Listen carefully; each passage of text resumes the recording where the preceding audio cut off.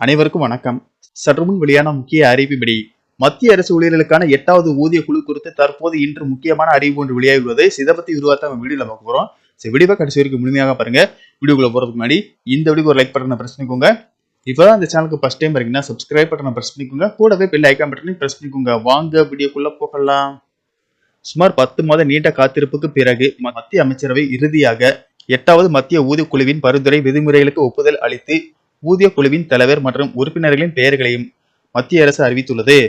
முன்னாள் உச்சநீதிமன்ற நீதிபதி ரஞ்சனா தேசாய் தலைமையிலான இந்த ஆணையம் மத்திய அரசு ஊழியர்களுக்கு வழங்கப்படும் சம்பளம் மற்றும் பல்வேறு கொடுப்பனவுகளை திருத்துவதற்கான பரிந்துரைகளை வழங்கும். ஓய்வு பெற்ற ஊழியர்களுக்கான ஓய்வூதியங்களில் தேவையான திருத்தங்களையும் இது பரிந்துரைக்கும். 8வது ஊதிய குழுவின் பரிந்துரை விதிமுறைகளை அங்கீகரித்த மத்திய அமைச்சரவை 8வது ஊதிய குழு அதன் பரிந்துரைகளை வழங்கும் போது கருத்தில் கொள்ள வேண்டிய 5 புள்ளிகள் அல்லது காரணிகளையும் கோடிட்டு காட்டியுள்ளது.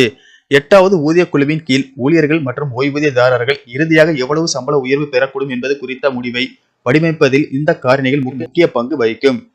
மத்திய அமைச்சரவை பகிர்ந்து கொண்ட 5 காரணிகள் பின்வருமாறு. முதலாவது, நாட்டின் பொருளாதார நிலைமைகள் மற்றும் நிதி விவேகத்தின் தேவை. புதிதாக அமைக்கப்பட்டுள்ள ஊதிய குழு உறுப்பினர்கள் இவற்றை கருத்தில் கொண்டு தங்கள் பரிந்துரைகளை அளிக்கும்.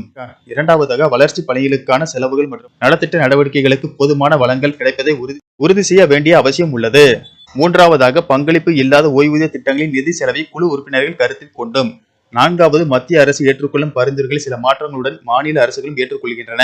ஆகையால் குழுவின் பரிந்துரைகள் மாநில அரசுகளின் நிதியில் ஏற்படக்கூடிய தாக்கத்தை கருத்தில் கொள்ள வேண்டும். ஐந்தாவதாக, மத்திய பொதுத்துறை நிறுவனங்கள் மற்றும் தனியார் துறை ஊழியர்களுக்கும் கிடைக்கும் நடைமுறையில் உள்ள ஊதிய அமைப்பு, சலுகைகள் மற்றும் பணி நிலைமைகளையும் குழு கருத்தில் கொள்ள வேண்டும். நன்றி, வணக்கம்.